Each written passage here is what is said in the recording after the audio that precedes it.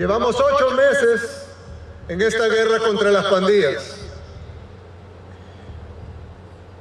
8 meses. Y gracias a Dios la estamos ganando.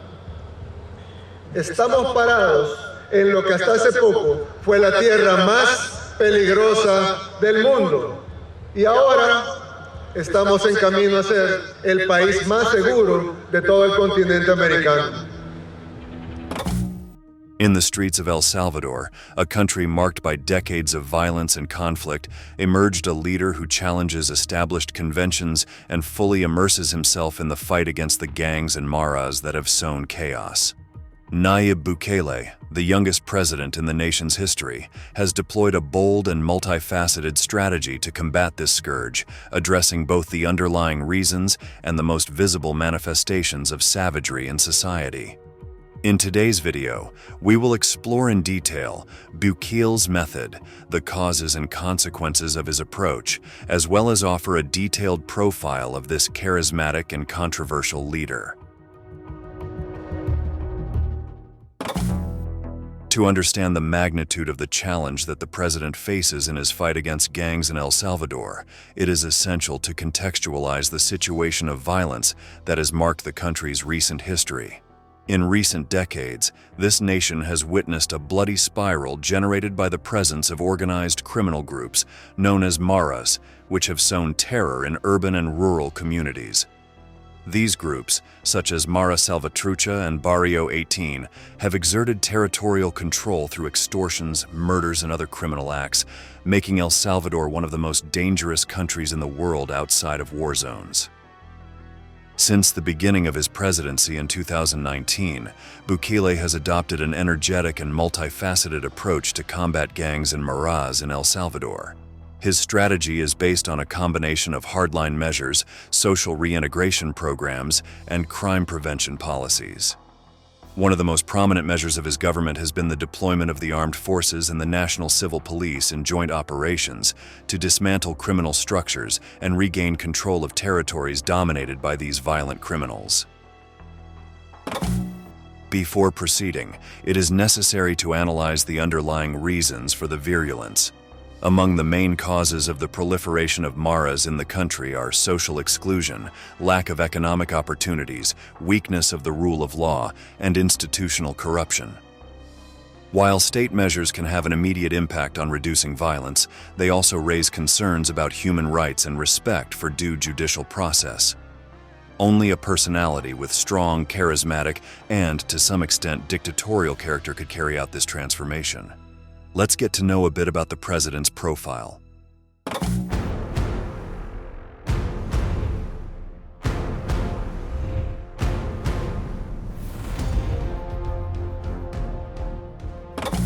Young, charismatic, and with a bold vision for the future of his nation, Nayib Bukele, born on July 24, 1981, in San Salvador into a family of Palestinian origin, has emerged as a polarizing figure in Central American politics.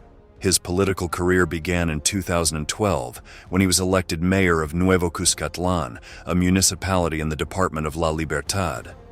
His tenure as a local leader stood out for its innovative and pragmatic approach, achieving significant improvements in infrastructure, public services, and governmental transparency.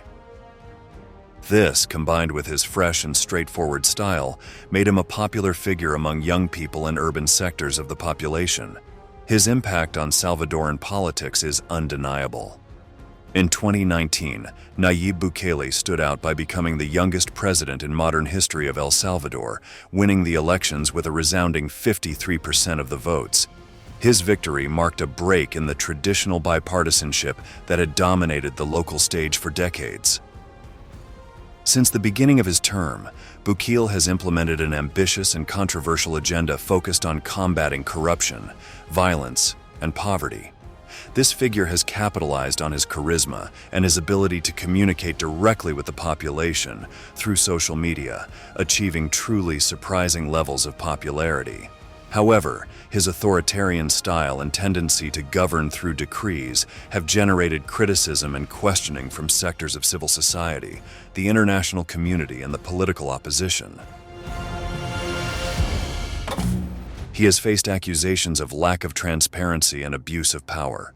This is due to the inappropriate handling he has demonstrated with those accused of being members of the Maras. Let's see images of the humiliating treatment given to criminals.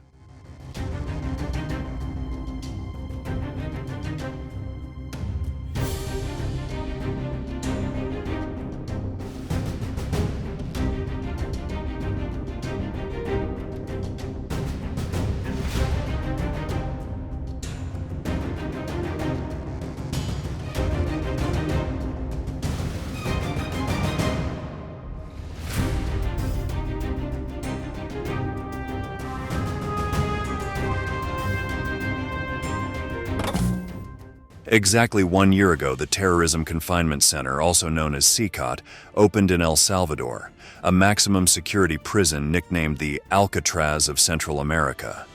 The sensation of a dystopian reality transmitted by this place is fascinating, uncomfortable yet irresistible. It seems like a jail from the future.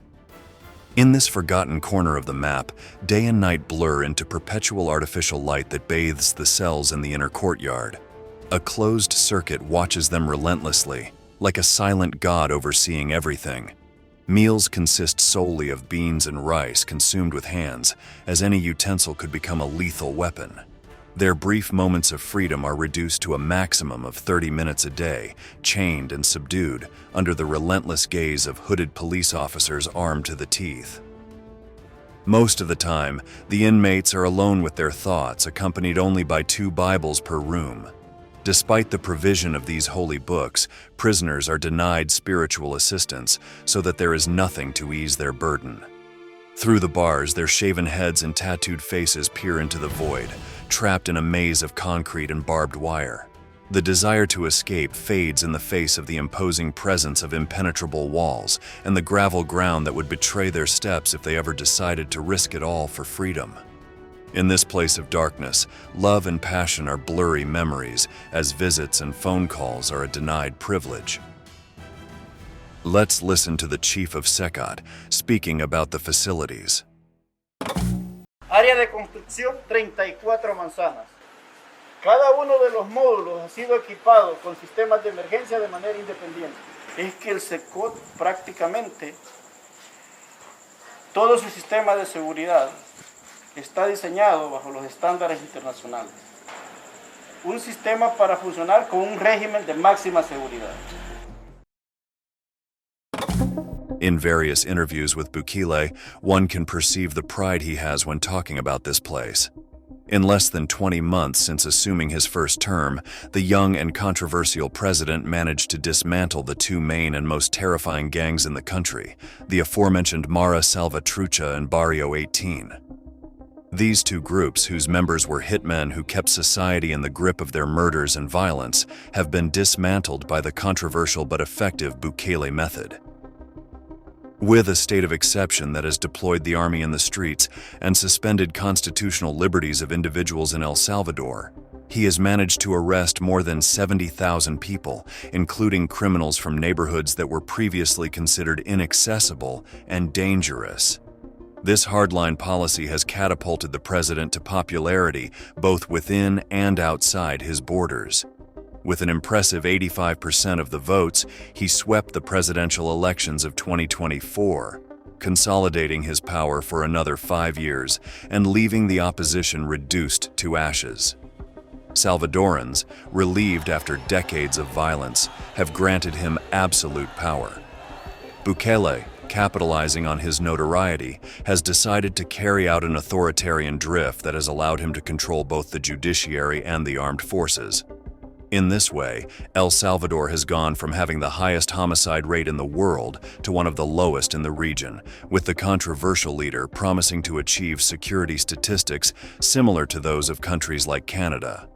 The impenetrability and grandeur of CCOT seem to fit perfectly with the personality of the president, whom some label as megalomaniacal. Accessing the Alcatraz of Central America is a daunting and oppressive experience. After passing through 4 checkpoints located in concrete rooms where officials with covered faces and a grim demeanor subject visitors to exhaustive body searches, one enters a world of darkness and claustrophobia. The security arches, equipped with X-rays, reveal even the most intimate anatomical details, preventing the trafficking of any item or substance. The resounding sound of the locks locking the iron doors reinforces a sensation of throat-tightening isolation. With 8 modules and a capacity for 40,000 people, the exact number of inmates is a closely guarded secret by SECOT authorities. No one who has crossed the doors of this prison in handcuffs has ever seen the light of day again. Only a breath of air sneaks through an opening in the roof, unreachable for the prisoners due to the smooth and tall walls. Behind those bars reside the most dangerous convicts in the country, hitmen with countless crimes to their name, serving sentences that, in the most extreme cases, reach up to 700 years. Let's see how the guards remind the inmates of their sentences daily. Miguel Antonio, date vuelta, por favor. Levanta la camisa. Miguel Antonio Díaz Sarabia, alias Castor, activo de la Mara Salvatrucha, con el rango de gatillero. Uno de los casos que sucedió en octubre de 2016 fue la privación de libertad de 4 elementos de la Fuerza Armada, quienes después de gozar su tiempo de licencia se dirigían a su lugar de trabajo. Fueron privados de libertad, posteriormente torturados y asesinados por estos sujetos, condenados a 269 años de prisión.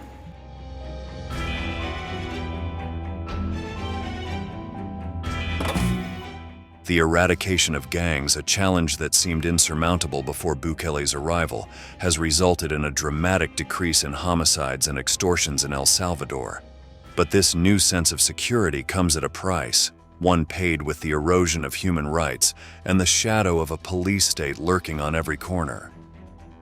The accounts from the families of the inmates are chilling.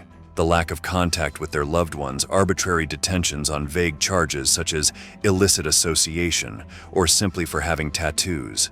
Those who bear these ornaments on their skin hide in their homes, fearful of becoming the next victim of a police raid. Lawyers arrive with release orders for their clients, only to be rejected and sent back the next day. And in the dark interior of the prisons, mysterious deaths and the unknown number of innocent incarcerated serve as a constant reminder of the dangers of living under an authoritarian regime. Amnesty International, one of the world's most important human rights organizations, condemns Bukele's actions and demands the prompt release of these individuals. However, the president is clear about his priorities, as highlighted in the following speech. Por ahí andan rumores que quieren empezarse a vengar de la gente honrada, al azar. Hagan eso y no va a haber un tiempo de comida en las cárceles. Uno. A ver cuánto tiempo duran sus homeboys allá adentro. Les juro por Dios que no comen un arroz. Y vamos a ver cuánto tiempo duran.